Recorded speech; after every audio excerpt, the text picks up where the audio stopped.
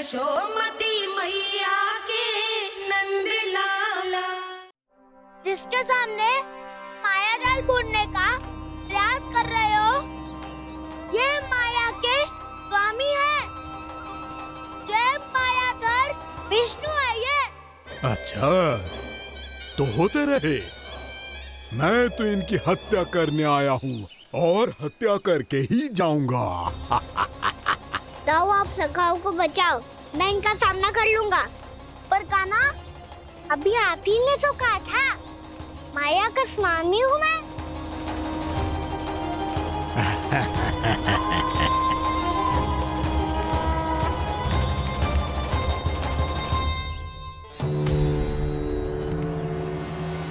ये तो मथुरा का व्यापारी है। इसको अर्थ वो जो था वो सच में छलिया हो तो कहीं वो नंदमोहन तो ना पहुंच गओ। हमें शीघ्र ही गांव जाना पड़ेगा और सबको सावधान करना पड़ेगा। चल।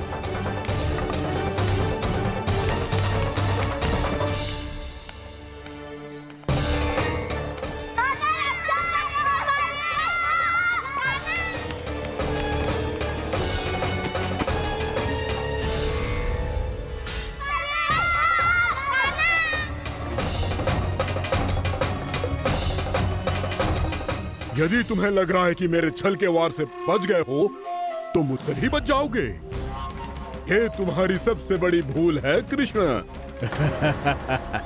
मेरे पास बहुत सारे मायावी अस्त्र हैं, जो क्षण भर में ही तुम्हें विष्णु लोक पहुंचा देंगे। तो फिर प्रतीक्षा क्यों कर रहे हो? बालक, मैं परिहास नहीं कर रहा हूँ।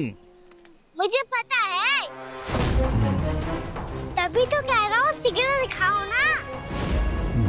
मुझे तुम्हारे सारे मायावी अस्त्र देखने हैं। कैसे बालक हो तुम? मैं यहाँ खेल दिखाने नहीं आया हूँ। तो समय व्यर्थ क्यों कर रहे हो ब्रह्मासुर? जो करने आए हो वही करो ना। अब देखो कैसे तुम्हारे प्राण एक ही वार में इस देह का साथ छोड़कर उड़ जाएंगे।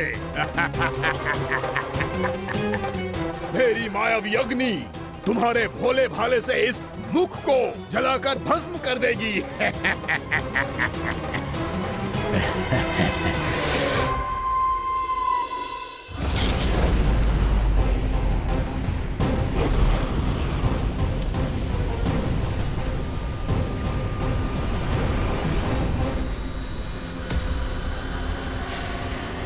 नहीं कह रही हो ब्रह्मासुर?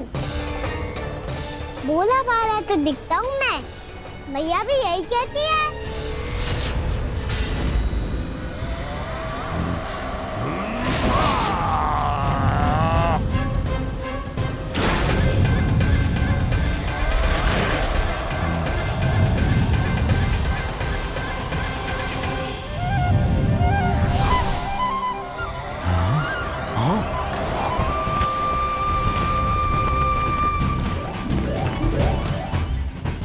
आसन को उपहार देने के लिए बहुत बहुत धन्यवाद ब्रह्मासुर।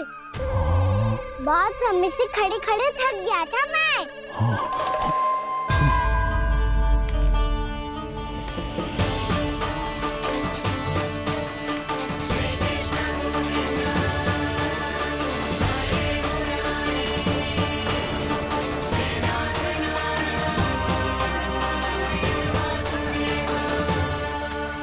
अगला अस्त्र दिखाओ ना। तुम्हारी यही जिज्ञासा आज तुम्हारा अंत करने में सहायक बनेगी मूर्ख बालक।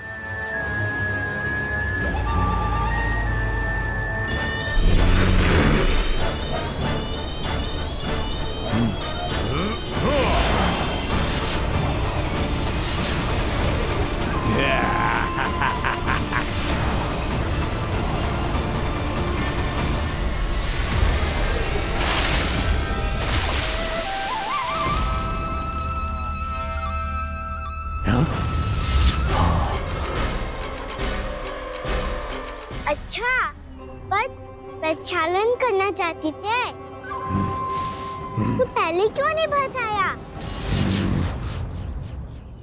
मुस्कुराना बंद करो।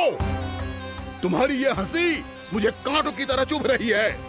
पर मैया तो कहती है कि मेरी मुस्कुराहट फूलों की तरह है।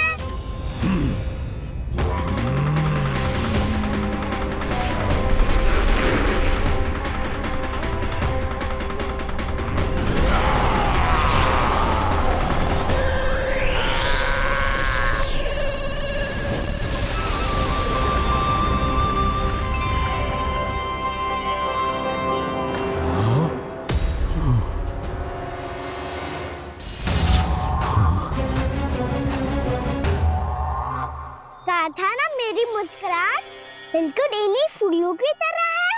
और तुम कर क्या रहे हो मास्टर?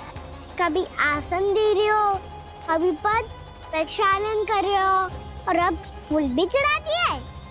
तुम मुझ पे वार करने आए हो कि पूजा करने? तुम्हारी पूजा तो मैं अब ऐसी करूंगा कि तुम मृत्यु के बाद भी मुझे भूल नहीं पाओगे बालक।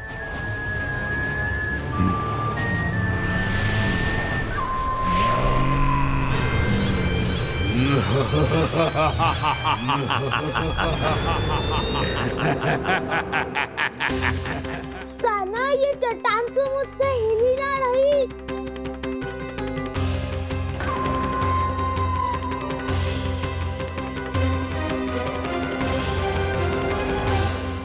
अभी कंदरा के अंदर कुछ क्षणों में ही प्राण वायु समाप्त हो जाएंगे। तुम्हारे सारे सखा एक एक कर अपने प्राण त्याग देंगे और तुम्हारा वध करूंगा मैं।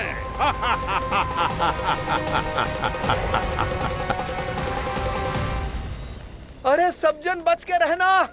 छलिया आया हुआ है वृंदावन में। अरे छलिया आ गया है। वृंदावन में मायावी छलिया। अरे क्या होगा? कौन छलिया? मायावी छलिया सबको छलता है वो। हाँ, कुछ भी कर सके है वो। बहुत भयानक। अरे भानु, ठहर जरा, क्या हुआ? बहुत भयानक है वो। बच के रहना सब लोग।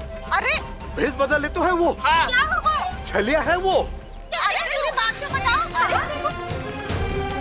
रानी भाभी, रानी भाभी, कान्हा घर पर ही है ना? ऐसे भड़बड़ा क्यों रहे हो? कोई भूत देख लियो है क्या? भूत ना भाभी, छलिया से भेंट हो गई। सच्ची का मायावी छलिया है भाभी। क्या उल्टा सीधा बोले जा रहे हो? ठीक से बताओ। अब बोलो भी। वो कान्हा के पीछे पड़ो है वो। मेरे लल्ला के पीछे? हाँ रानी भाभी, हमारे अचेत होने से पहले हमने उसे ये कहते सुना था कि वो वृंदावन आने वाला है कान्हा से मिलने। हे नारायण, मेरे कान्हा की रक्षा करना। जसोदा जी, मायावी छलिए से बचना बालकों के बस की बात ना है। जीजी, बालक वन में अकेले हैं।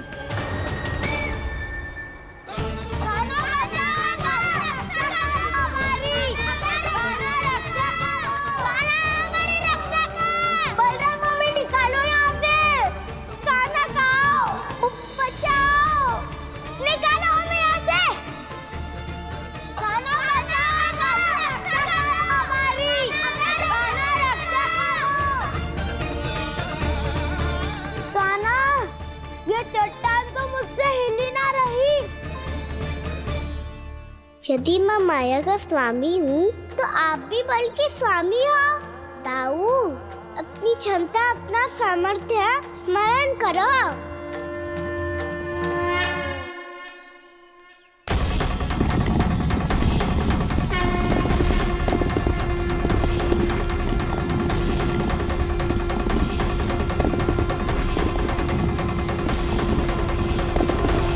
इससे पहले कि वो कंदरा का द्वार खोल के तुम्हारे सखाओं को बाहर निकाले, मैं तुम्हारे प्राण ले लूंगा कृष्ण।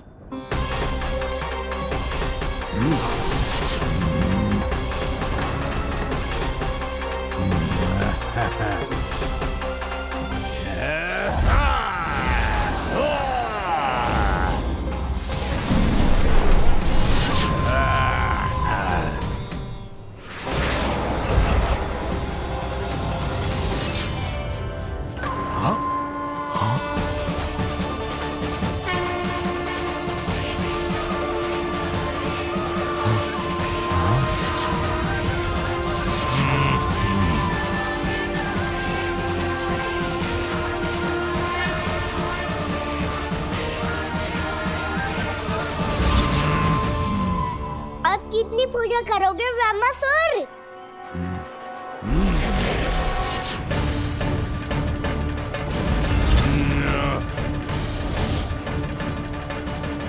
प्रभु तो खेल खिला रहे हैं इससे, और ये खेले जा रहा है विवश होकर, उनकी माया से बाध्य होकर।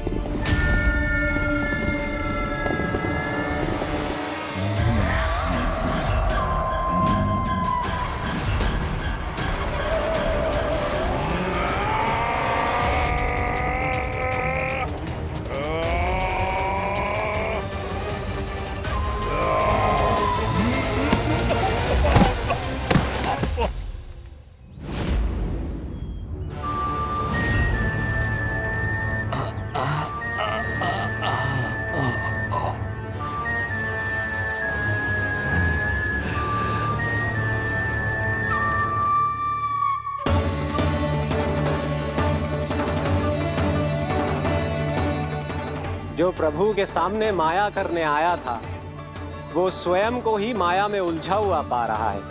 नारायण नारायण। लो, अब तो तुमने दंडवत प्रणाम भी कर लिया, माया भी कथा भी उपहार में दे दी। तुम चाहते क्या हो ब्रह्मासुर? मेरी शरण में आना है क्या?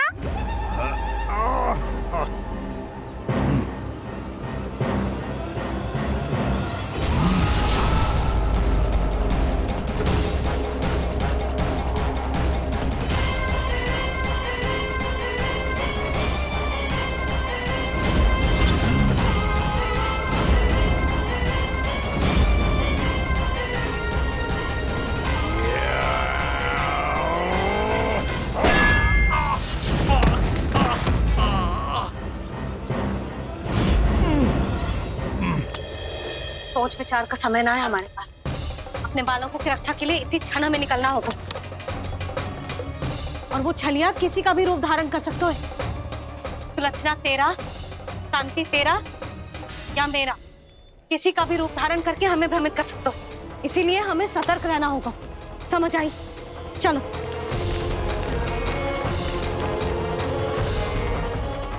अभी भी समय है ब्रह्मासुर, समय ले आओ। यदि मैया आ गई तो बात गड़बड़ हो जाएगी।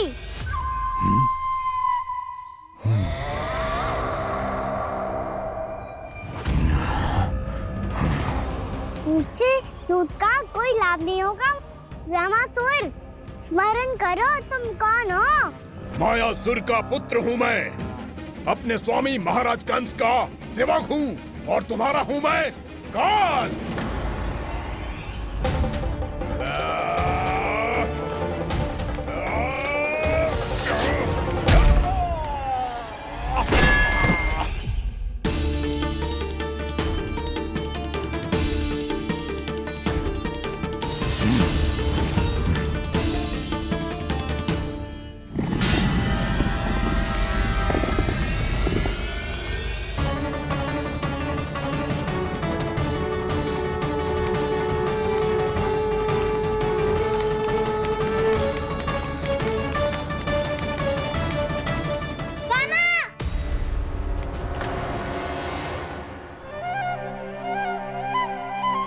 बाबा कहते हैं दुष्टों को पहले बातों से समझाना चाहिए, फिर भी ना माने तो अस्त्र ना उठाना दृढ़ता होती है।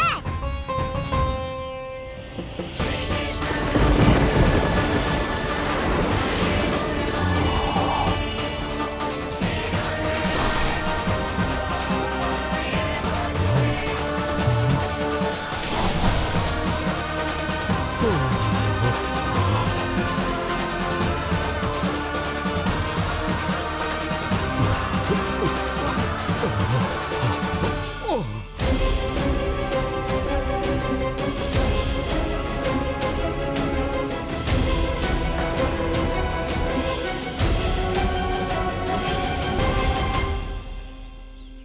पता था मुझे, अपने बाबा के स्वरूप को हानि नहीं पहुंचाओगे। सही कही तुमने। पिता की छवि ही पिता के समान भी आनंदीय होती है। ब्रह्मासुर,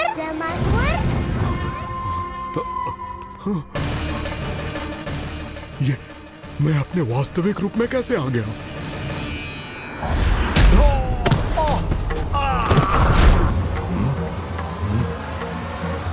पुत्र को मारने के उद्देश्य से एक माँ का रूप लिया तुमने। ये ममता का और मेरी मैया का घोर अपमान है।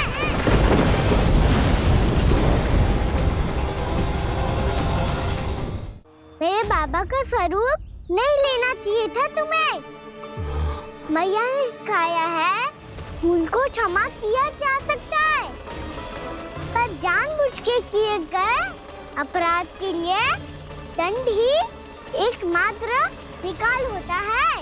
ये बार बार अपनी मैया का नाम ले रहा है। यदि मैं वो स्वरूप लूं तो अपनी मैया पर वार नहीं कर पाएगा ये।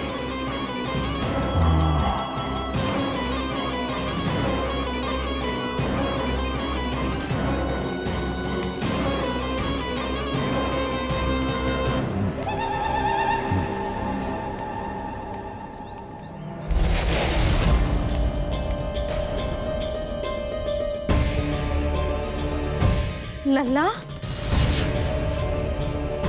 मैं तेरी मैया हूँ, अपनी मैया को मारेगा? बच गया। समझाया था, पर तुमने एक बार फिर से मूर्खता कर ही दी। इस पर तुमने पहले से भी बड़ी और पहले से भी भयंकर भूल किया ब्रह्मासुर।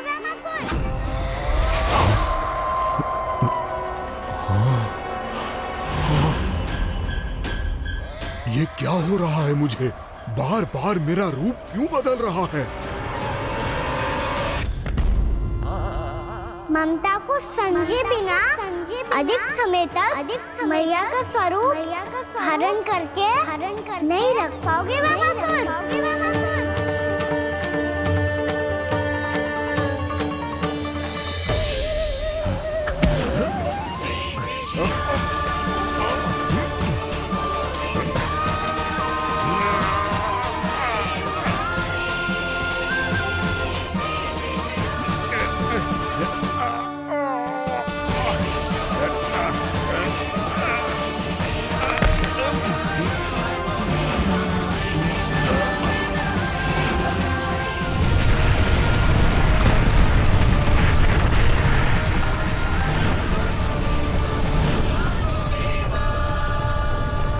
प्रभु के क्रोध से धरती भी कांपने लगी है।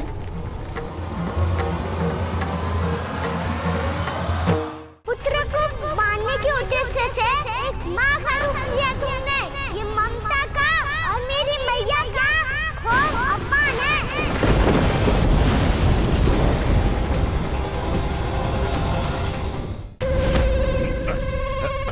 पुत्र को मारने के उद्देश्य से एक माँ का रूप लिया तुमने। ये ममता का और मेरी मैया का घोर अपमान है ब्रह्मासुर।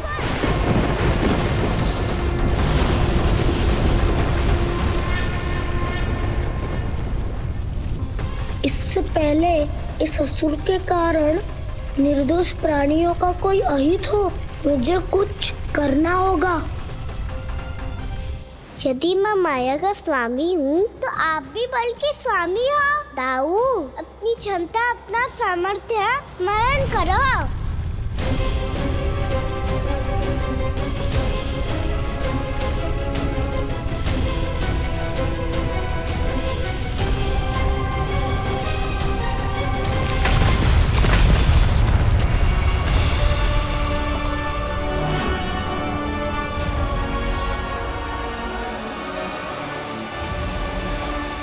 अद्भुत बलदाऊ, अद्भुत। अपने बल का उचित प्रयोग करके आपने प्राणियों को हानि होने से बचा लिया और ये भी सिद्ध कर दिया कि इस युग में आपसे अधिक बलवान और कोई नहीं होगा। आज से आप बलदेव के नाम से भी जाने जाएंगे। आज से आप बलदेव के नाम से भी जाने जाएंगे। आपके चरणों का ये चिन्ह युगों युगों तक आपके बल की कथा कहता रहेगा। बलराम का चरण चिन्ह।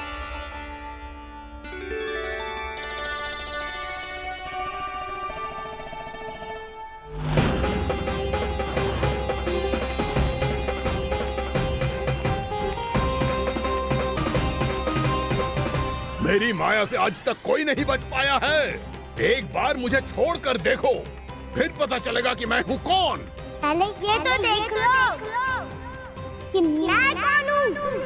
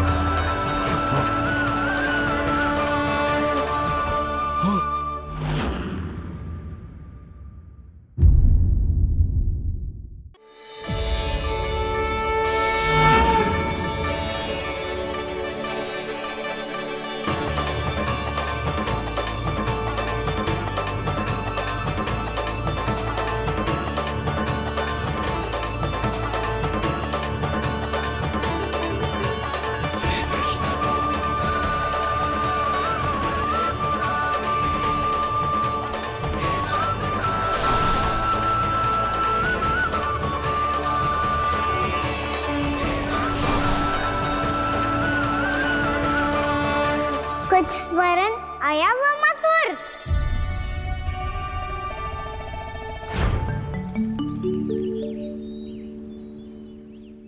बहुत समय पहले की बात है।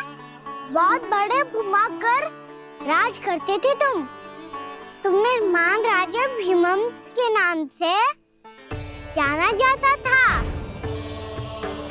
सब कुछ था तुम्हारे पास, पर शांति नहीं थी। इसीलिए शांति की खोज में अपना संपूर्ण राज अपने पुत्रों को सौंप कर मलय पर्वत की ओर चल दिए।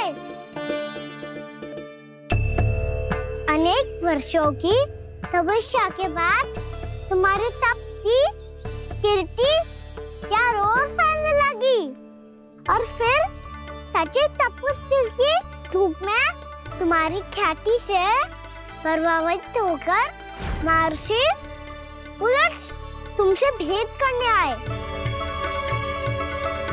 राजा भीमरथ, आपने ईश्वर की प्राप्ति के लिए सब कुछ छोड़ दिया, पर अपना अभिमान नहीं छोड़ पाए। इसीलिए मेरे आगमन पर सम्मान के साथ खड़ा होना तो दूर, मेरा अभिवादन भी नहीं किया। अभिमान तपस्वी का गुण नहीं होता है राजन, अभिमान राक्षसी गुण है।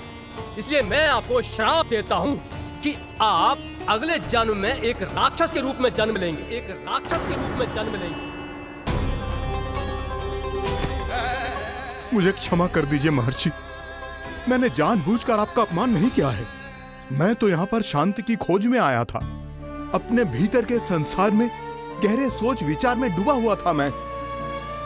मुझे क्षमा कर दीजिए महर्षि, मुझे क्षमा कर दीजिए। अपनी भूल का आभास प्रायश्चित की ओर पहला पग होता है। मैं अपना श्राप तो वापस नहीं ले सकता, परंतु आपको एक वचन अवश्य दे सकता हूँ।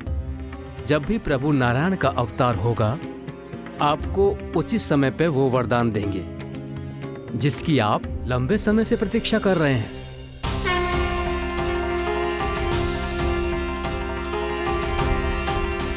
प्रभु, आपने मेरी आंखें खोल दी। अब मुझे पता चल गया है कि आप कौन हैं और मैं कौन हूँ। इसलिए आप मुझ पर कृपा करके अपने चरणों में स्थान दे दीजिए। मुझे वो शांति प्रदान कीजिए जिसकी खोज में मैं वर्षों से भटक रहा हूँ। शांति तो मोक्ष में ही है, इसीलिए मैं तुम्हें मोक्ष का वरदान देता हूँ।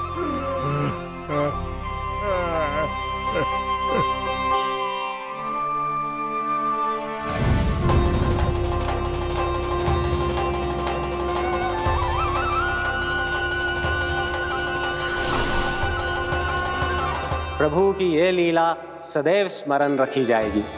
इस स्थान को इनका आशीर्वाद मिलेगा और इस कंदरा को व्योमासुर की कंदरा के रूप में पहचाना जाएगा। भविष्य में अनेक ऋषि मुनियों की शरण स्थली बनेगी ये कंदरा। दीदी, ये कोई साधारण बालक ना है। ऐसा चमत्कार कोई साधारण बालक थोड़ी ना कर सकते है। तुम सत्य कह रहे थे बलराम। कान्हा सच्ची में भगवान ही है।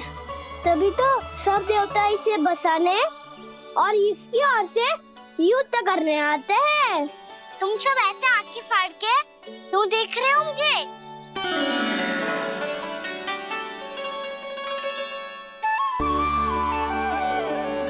बलराम, तुम बलवान हो और कान्हा भगवान है। दूर दूर तक कोई दिखाई न दे रहा है। ना जाने किस हाल में होंगे बालक। कहीं हम ही तो मार्ग ना भटक गए शीघ्रता के चक्कर में। अब तो एक पग भी ना चलो जा रहे हो। जल, किसी के पास जल है क्या? कंठ तो मेरा भी सूख रहा है मौसी। भाभी, निकट ही जमुना जी है। कहूँ तो वहाँ से जल ले आओ। मैं भी जा रही हूँ भाभी, एक से भले दो। हाँ चल। शीघ्रता से आओ। हाँ।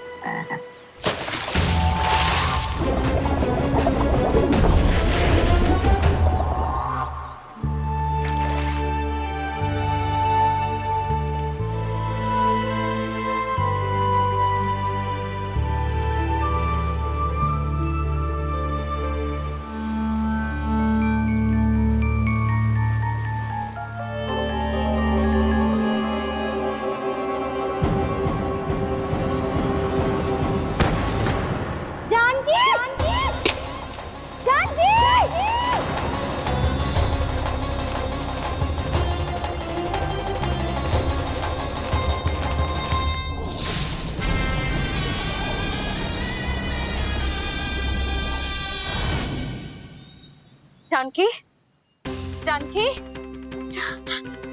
क्या होगा इसे? देखो ना जी, अब छलिया की सूचना मिलते ही हम सब बालकों को ढूंढने चली गई और ढूंढते ढूंढते सबको बहुत प्यास लगी आई जी। तो जानकी जमुना जी की नदी से जल लेने गई और उसने जमुना जी का पानी पिया और उसकी जेदशा हो गई। बालक कहाँ है? वो ठीक तो है ना? ऊपर से सब ठीक है, पर भीतर से बहुत भयभीत है सब। जानकी तो बिल्कुल नीली पड़ गया है। लग तो है विष फैल गया है इसका पूरे तन में। मथुरा के सर्वश्रेष्ठ विदय जी को बुलाए गए हैं उसके उपचार के लिए। जैसे ही इसने जल को मुंह से लगाया, ये गिर पड़ी। चटपटाने का अवसर भी ना मिलो। हाँ वैद्य जी, और निकटी मृत पशु भी पड़े हुए थे।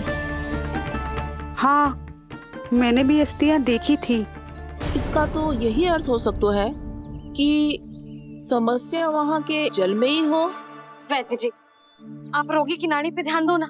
जे गोपिया क्या कह रही है उसे सुनने की आवश्यकता ना है। जब तक विष के कारण का पता नहीं चल जाता, हम उपचार कैसे कर सकते हैं रानी जी? जी, वो निकट ही यमुना जी में एक विशेष क्षेत्र है। ये सब उसी के जल की बात कर रहे हैं। तब तो ऐसा भी हो सकता है कि किसी विषैले सर्प के काटने का प्रभाव हो। पर सर्प के काटने का चिन्ह ना है उसके तन पे। सर्प जब काटता है तब उसके दांत के चिन्ह बन जाते हैं। मुझे पता है, बड़े बड़े सर्प को काटते हुए देखो है मैंने। एक दिन अब बात कर उज्जवल, ये बड़ी बड़ी हाँकने का समय ना है। पर यदि सर्प ने ना काटा है, फिर जानकी की ये दशा किसने की? अवश्य किसी राक्षस ने की होगी। नाना, कोई विषैला पशु भी तो हो सकता है। यह अवश्य किसी महाविषैले सर्प के विष से हुआ है। सर्प ने भले ना काटा हो, लेकिन यह अवश्य ही किसी महाविषैले सर्प के विष के कारण हुआ है। कालिया नाग। कालिया नाग?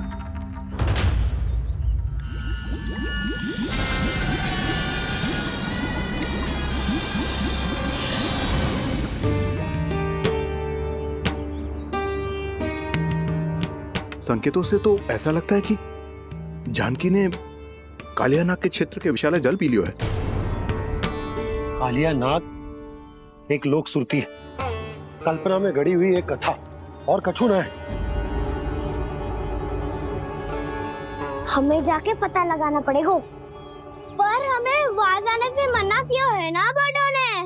उज्जवल सही कह रहे हो है, इस समय जानकी के स्वार्थ से अधिक महत्वपूर्ण और कछु ना है। जानकी हमारे लिए ही जलाने गई थी जी, ना मैं उसे जाने देती ना जैसा वो तो। वैद्य जी आप शीघ्र कछु करो, कैसे भी कछु भी करो, पर इसके प्राण बचा लो। यशोदा, धैर्य रखो, श्री नारायण पर विश्वास रखो, वो सब ठीक कर देंगे।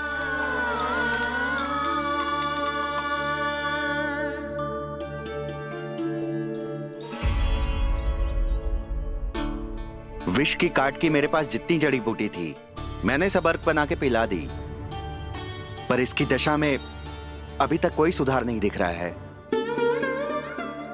यह अंतिम जड़ी बूटी है, अगर इससे भी चमत्कार नहीं हुआ तो फिर जो नारायण की इच्छा।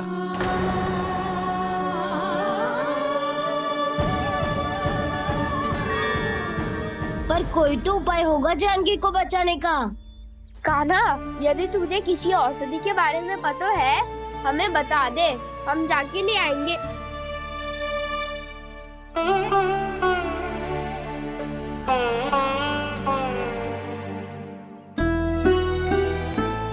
हे नारायण, हे प्रभु, मेरी जानकी के प्राण बचा ले प्रभु।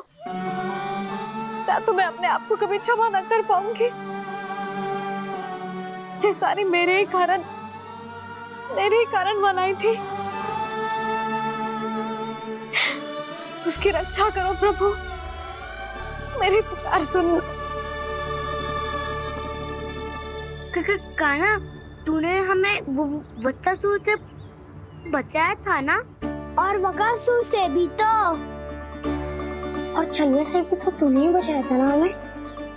क्या ऐसा कोई उपाय ना है जानकी को बचाने का? धनवंतरी,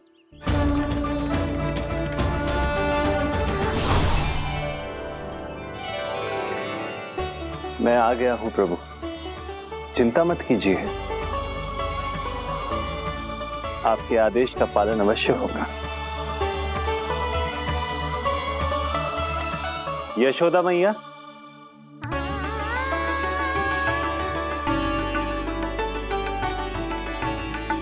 मैया आपको कोई पुकार रहा है।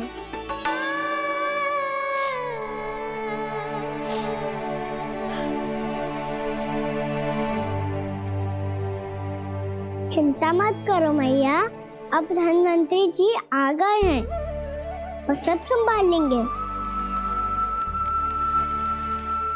धनवंतरी जी कौन है? जिन्होंने संसार का आयुर्वेद दिया, आरोग्य के देवता, वे श्री नारायण के अवतार।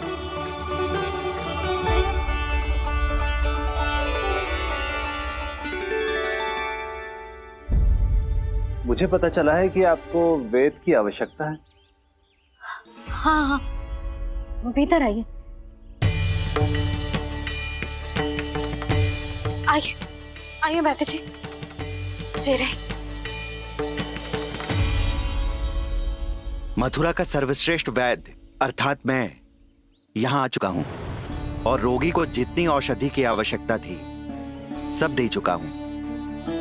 निश्चित रूप से आपने विष की काट के लिए बहुत ही उत्तम अर्क तैयार किया है, इसलिए किसी और वैद्य की आवश्यकता नहीं है। किंतु आप अकेले कितना कुछ करेंगे वैद्यराज, मुझे अपना सहायक ही बना लीजिए। पर जो करना था मैं पहले ही कर चुका हूं। हाँ, वो तो आप कर चुके हैं, बस रोगी के तन से विष निकालना शेष है ना वैद्यराज? हाँ हाँ, बस वही शेष है।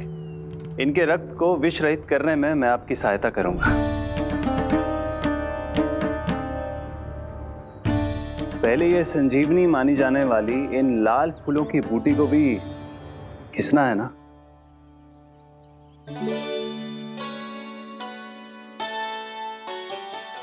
हाँ हाँ, तुम सही कह रहे हो, इसे अच्छे से घिसो।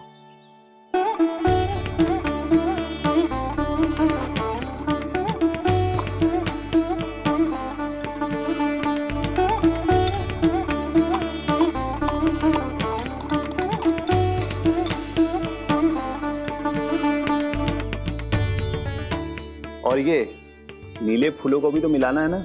हाँ हाँ, अच्छे सहायक बन सकते हो तुम, ऐसे ही श्रम करते रहो।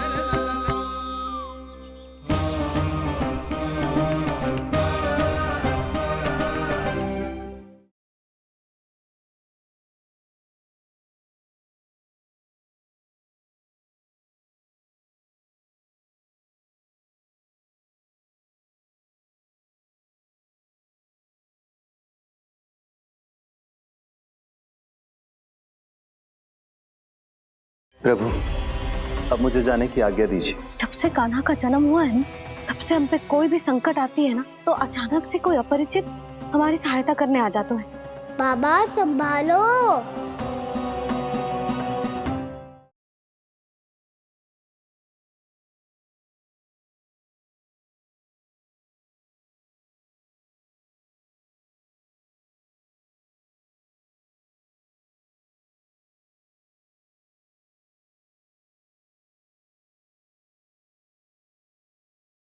यशोमती मैया के नंद लाला।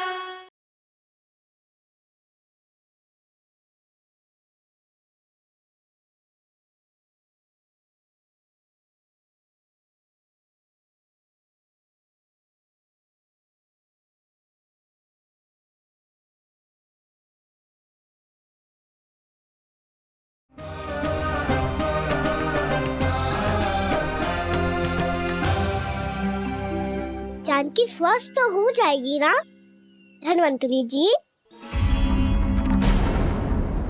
धन्वंतरी? प्रभु, अब मैं क्या करूं? आपने तो स्वयं ही मेरी पहचान उजागर कर दी। जी क्या करो कान्हा? आप सब ऐसे क्यों देख रहे हो? भैया कहती है ना, सभी वेद धन्वंतरी जी का ही रूप होते हैं। वाह कृष्णा, चतुर तो हो तुम। वैसे वास्तविक धन्वंतरी मैं हूँ। मेरा अर्थ है वास्तविक वैद्य मैं हूँ। ये तो मेरा सहायक है, मुझे पूरा विश्वास है बिल्कुल ठीक हो जाएगी। वैसे ही थोड़े ना मुझे मथुरा का सर्वश्रेष्ठ वैद्य कहते हैं लोग।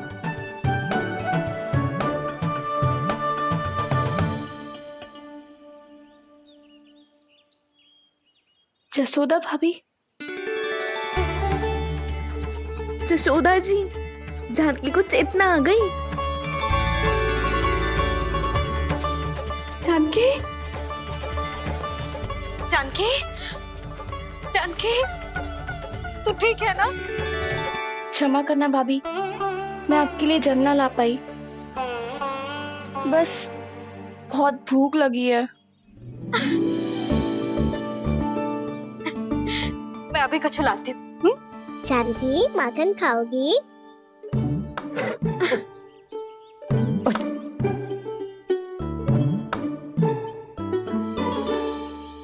आजा, तू ही खिला दे लल्ला।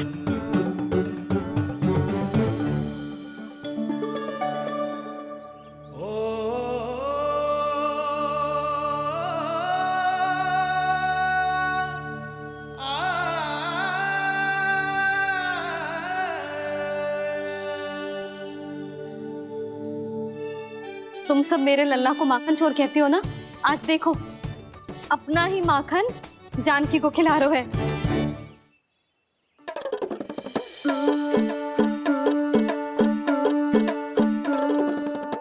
प्रभु, अब मुझे जाने की आज्ञा दीजिए। जब से कान्हा का जन्म हुआ है ना, तब से हम पे कोई भी संकट आती है ना, तो अचानक से कोई अपरिचित हमारी सहायता करने आ जाता है।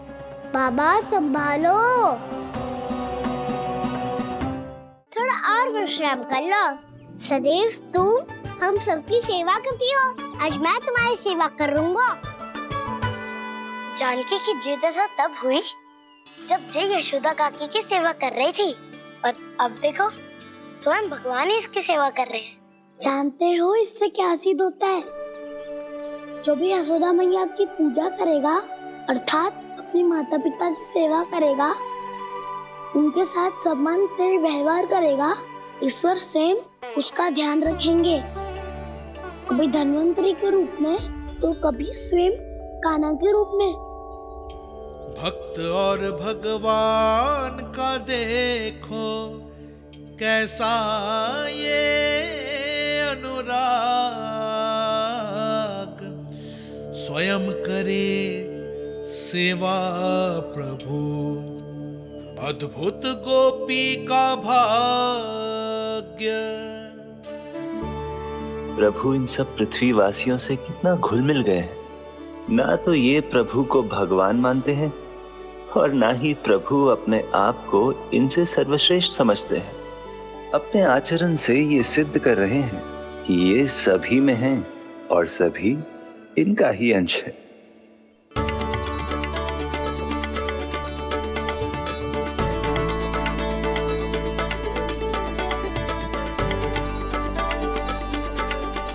प्रभु,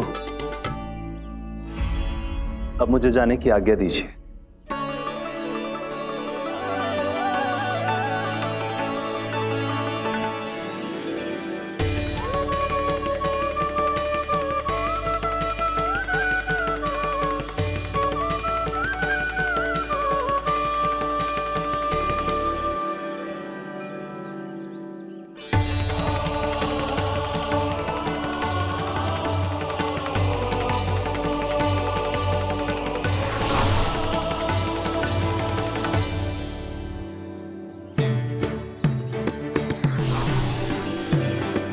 कान्हा ने तो सच्ची में धन्वंतरी जी को बुला लिया था।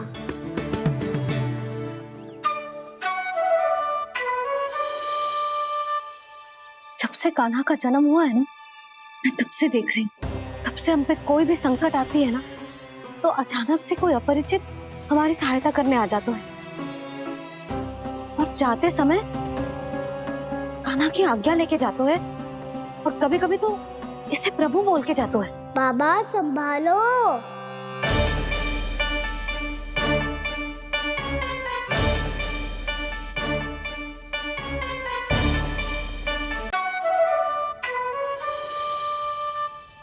जब से कान्हा का जन्म हुआ है ना, मैं तब से देख रही हूँ, तब से हम पे कोई भी संकट आती है ना, तो अचानक से कोई अपरिचित हमारी सहायता करने आ जाते हैं, और जाते समय कान्हा की आज्ञा लेके जाते हैं, और कभी कभी तो इसे प्रभु बोल के जाते हैं। बाबा संभालो। यशोदा, इस जानकी को चढ़ो है और विचित्र विचार तुम्हारे मन में है। अरे सब जानते हैं कि हमारा परिवार राजसी है। तुम्हें पता ना चलता होगा, पर हमारे कान्हा को सब राजकुमार ही समझते हैं देखकर। इसीलिए उसे सम्मान देने के लिए सब ऐसा ही करते हैं, और कोई बात ना है।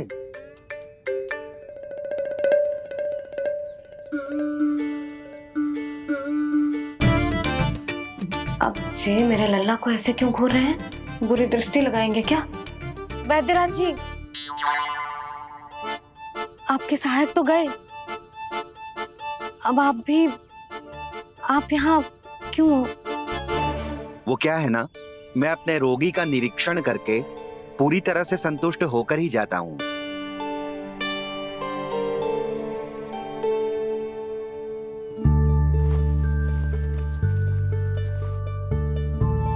हाँ, संकेत तो अच्छे हैं। कल सुबह तक बिल्कुल ठीक हो जाएगी। धन्यवाद वैद्य जी।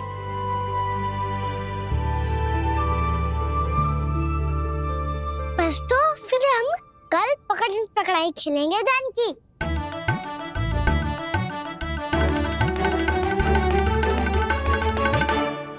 भानु, बंसी, जाकर उस क्षेत्र के चारों ओर बाड़ बनवा दो और वहां सूचना पट्ट भी लगा देना, ताकि जानकी के साथ जो हुआ है वो किसी और के साथ ना हो। शीघ्र जाओ। जी ठीक है।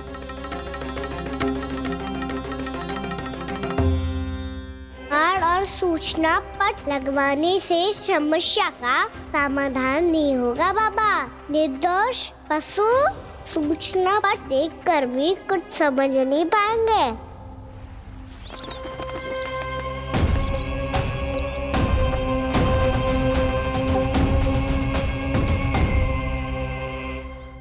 तो तुम्हारे कहने का अर्थ यह है कि व्योमासुर मारा जा चुका है और वो बालक अब भी जीवित है। हाँ महाराज, मैंने गोप बालकों को कहते सुना था कि कृष्ण ने छलिया को मोक्ष दे दिया है, पर वृंदावन सुरक्षित नहीं है महाराज। वो एक बहुत बड़ी समस्या से जूझ रहे हैं। कैसी समस्या? गांव के निकट क्षेत्र में किसी विषैले सर्प का निवास है। उसके विष का प्रभाव इतना भयानक है महाराज, जैसे विष ना हो, स्वयं हलाहल हो। मेरी कोई भी औषधि रोगी का उपचार नहीं कर पा रही थी। निकट के क्षेत्र में कहां है वो सर्प? गोप मानते हैं कि वो सर्प गांव के निकट यमुना नदी के जल में रहता है। मुझे तो लगता है महाराज, ये कालिया नाग की कथा कोई किंवदंती या लोक श्रुति नहीं, एक सच्चाई है, एक विषैली सच्चाई।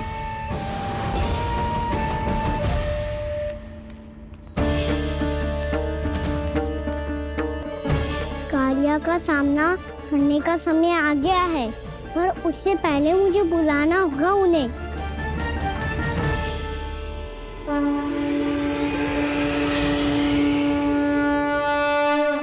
संसार के दारुण भय का नाश करने वाले, सभी कष्टों का हरण करने वाले, विश्व का समस्त ऐश्वर्य प्रदान करने वाले, कमल जैसे लोचन, मुख और चरणों वाले आजानुभुज श्री राम को मैं बार बार नमस्कार करता हूँ। आपदामपहर्तारम दातारम सर्व संपदाम लोकाभिरामम श्री रामम भूयो भूयो नमाम्यहम्। कागभूसोंडी कागभूसोंडी कागभूसोंडी। प्रभु क्षमा करें, मुझे जाना होगा।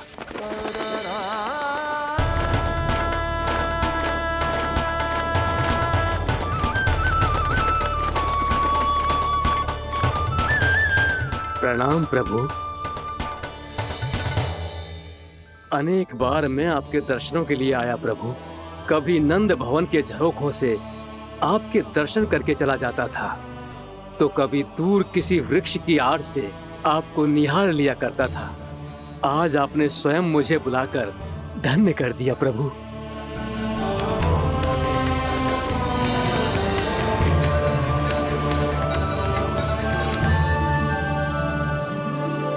मैंने आपको यहाँ एक विशेष कारण से बुलाया है। आपके श्राप से इस कालिया नाग को मुक्त करने का समय आ गया है। ये तो बहुत ही उत्तम समाचार है प्रभु। इतने वर्ष बीत गए, मुझे आज भी स्मरण है वो दिन जब मैंने उन्हें श्राप दिया था। अपने क्रोध पर नियंत्रण खोकर बहुत बड़ी भूल कर दी थी मैंने प्रभु।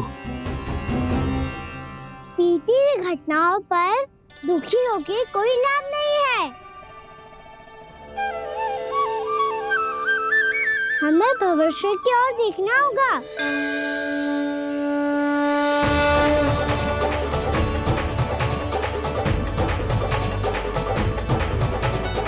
आदेश कीजिए प्रभु, क्या आज्ञा है आपकी? जब मैं कालिया नाग का सामना करने जाऊं, तो आप यहीं रहेगा। आपको अपने आप पता चल जाएगा कि कब क्या करना है। और हाँ, लौटते जाते समय नारद मुनि से कहिएगा वो आकर मुझसे भेंट करे। अवश्य प्रभु, प्रणाम। क्या इसने सच्ची में देवर्षि नारद को बुलाया है? नारायण नारायण, आपको संदेश भेजने की आवश्यकता नहीं थी। आप स्मरण करते और मैं चला आता। तुम्हारा कल्याण हो नारद।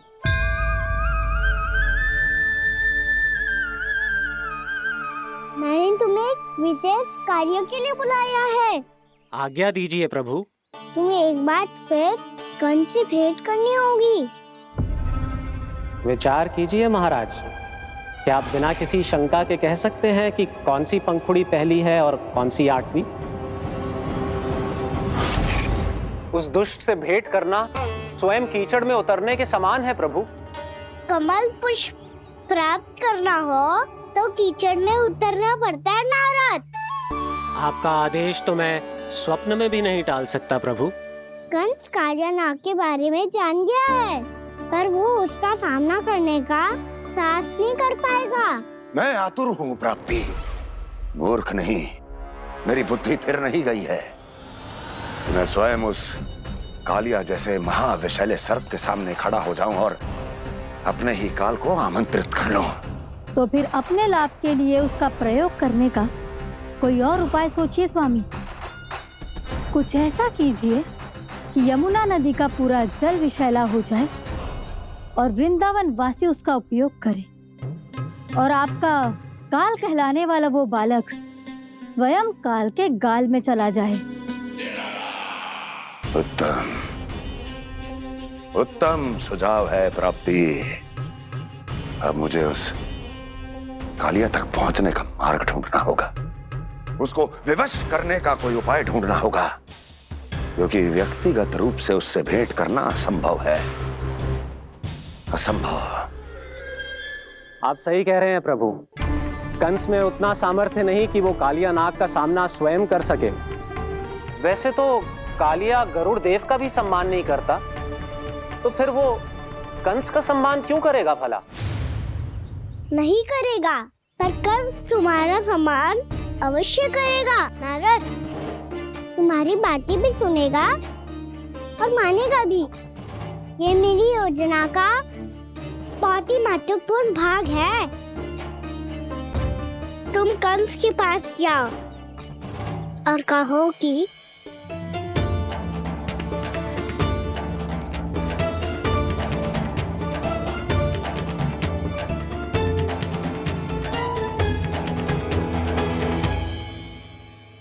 संतान अपने माता पिता को तीर्थ का सौभाग्य दिलाती, पर मेरा लल्ला कितना महान कि उसने हमारे घर को ही तीर्थ बना दिया। ऐसा तीर्थ जहां मेरी आंखों के सामने भक्त और भगवान का मिलन हो रहा है। जो आज्ञा प्रभु।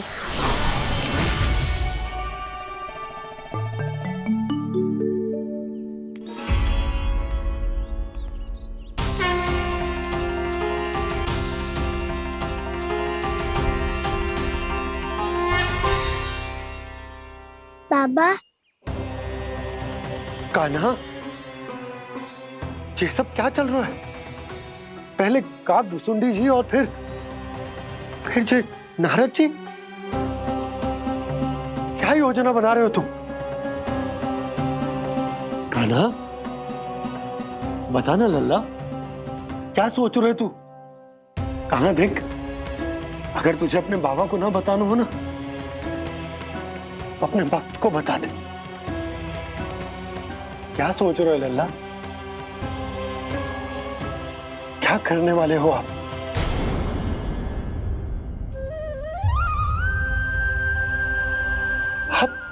आप इतने दुखी क्यों हो?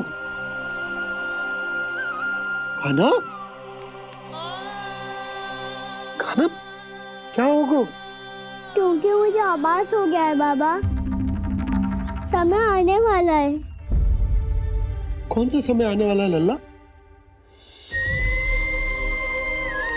शीघ्र ही सब कुछ बदलने वाला है। भैया को मेरा सत्य पता चल जाएगा बाबा।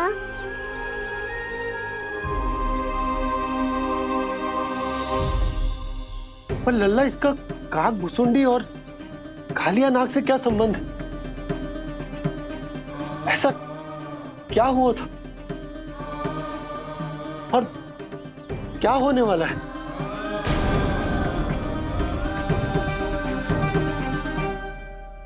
जो होने वाला है बाबा, उसका संबंध उससे है जो सैकड़ों वर्ष पहले हुआ था।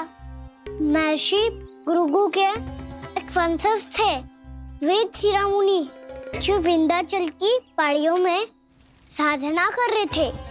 तभी वहाँ अश्वशिरा नाम के एक दूसरे मुनि आमंत्रण के बिना ही आ गए। कितना सुंदर और शांतिपूर्ण आश्रम है। यहाँ प्रभु की साधना करने में बहुत आनंद आएगा। शीघ्र ही अश्वशिरा मुनि उपस्थिति के कारण होने वाले व्यवधान से बाध्य होकर वेद शिरोमुनि ने अपनी आंखें खोली। कौन हो तुम और यहाँ क्या कर रहे हो? आपके आश्रम में बहुत शांति है मुनिवर। साधना करने के लिए बहुत ही उत्तम स्थान है ये। मैं चाहता हूँ कि मैं भी यहाँ। आप यहाँ साधना करना चाहते हैं, लेकिन इतना भी नहीं जानते कि किसी के आश्रम में प्रवेश करने से पहले उसकी आज्ञा लेनी चाहिए। आप ये भी नहीं जानते कि यदि कोई यज्ञ कर रहा हो तो बिना अनुमति के वहाँ प्रवेश करने से उसकी यज्ञ साधना भंग हो सकती है। आप क्या साधना करेंगे मुनि? आप तो साधना के योग्य ही नहीं हैं। इतना अपमान! एक मुनि के मुख से इतने कड़वे शब्द शोभा नहीं देते। मैं तुम्हें श्राप देता हूँ, जितनी विषैली तुम्हारी जिह्वा है उतने ही विषैले सर्प बन जाओ तुम। और ऐसा सर्प जो सांस भी ले तो निकट का वातावरण दूषित हो जाए।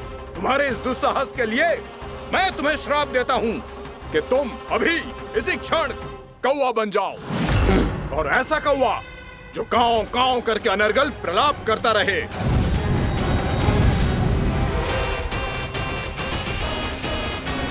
ये मैंने क्या किया? ये मैंने क्या किया?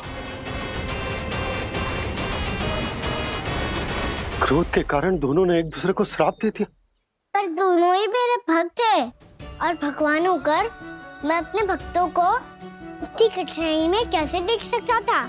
इसीलिए जिस संकट में उन दोनों ने अपने आप को फंसा लिया था, उसका समाधान करने में मैं उनके पास गया। तंग करे मैया को खिंचाए, खेले रूठे मनाए।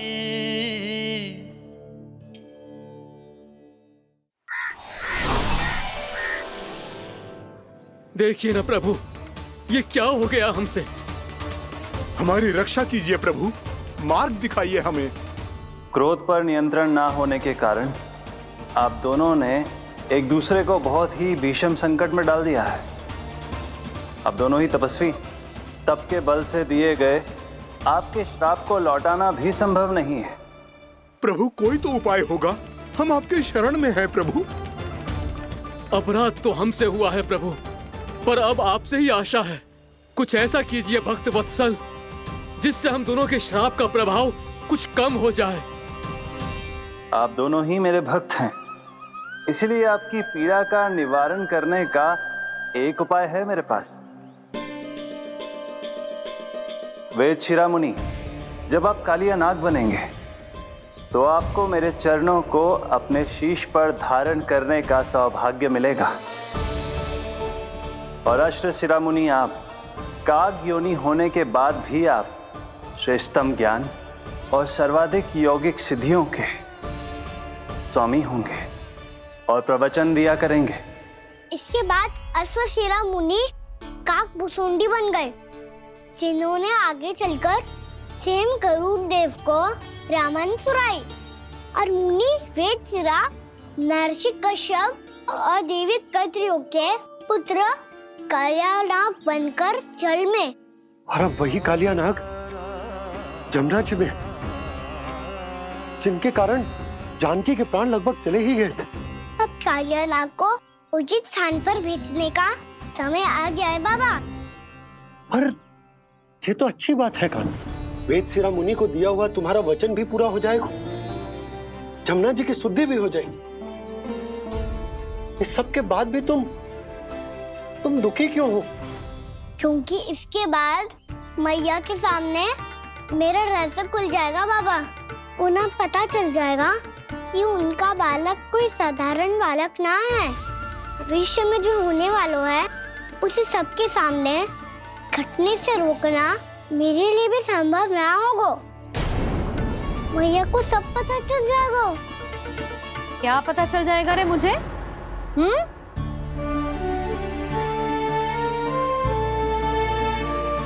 यही कि सबसे अधिक प्रेम मैं आपसे ही करता हूँ। अब बस भी कर। चलो, भोजन के लिए बुलाने आई थी तुम दोनों को। भूखा थोड़े ना रहने दूंगी अपने लल्ला को। मेरा लल्ला दुर्बल हो जाएगा ना।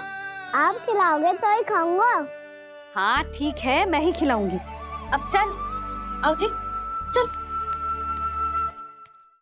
तंग करे मैया को खिजाए, खेले रूठे मनाए।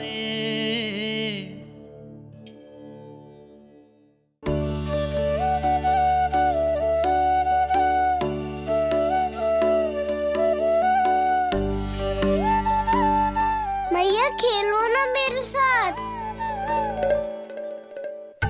मैया सुनो ना, मेरी बात ना मानोगी? अभी बहुत कार्य पड़े लल्ला। देख, जानकी को औषधि भी देने जानो है ना। औषधि मैं दे दूंगा, फिर तो खेलोगी ना आप मेरे साथ? पिछले कुछ दिनों से अपनी मैया का अधिक से अधिक प्रेम पाने का प्रयास करो है कान्हा। इसका तो एक ही अर्थ हो सकता है कि कछु बहुत बड़ो होने वालो है। कान्हा रुक जा लल्ला। कान्हा क्यों तंग कर रहा है? मैया को पहन लेना। कान्हा, कान्हा, ये क्या करो तूने?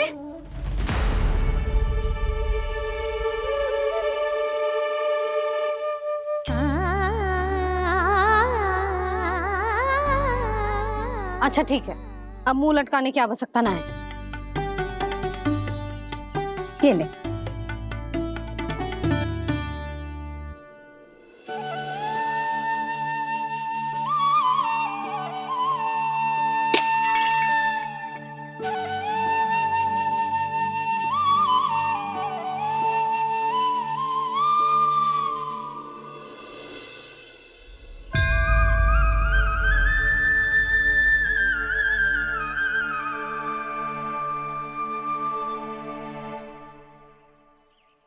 तंग करे मैया को खिजाए, खेले रूठे मनाए।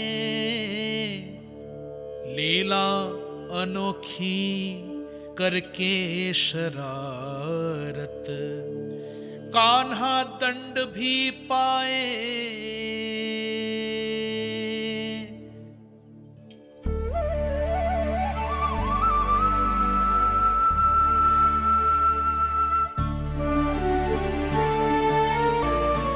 रूठना मनाना, खेलना खिलाना, पहले शरारत करके क्रोध दिलाना और फिर क्षमा मांग लेना, ये सब जानबूझकर कर रहे है कान्हा। जैसे जीवन भर के लिए अपनी मैया की ममता को अपने हृदय में समेट कर रखना चाहते हो।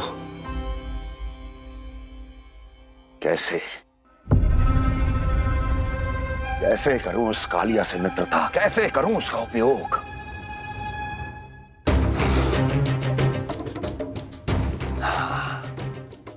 उस पर आक्रमण कर देता हूं और उसे किसी ना किसी तरह से यह विश्वास दिला देता हूं कि यह आक्रमण उस विष्णु अवतार ने किया है। फिर वो क्रोध में आकर सारे वृंदावन वासियों को अपने विष से समाप्त कर देगा। उचित है, ये उचित है। नारायण हरि, नारायण हरि।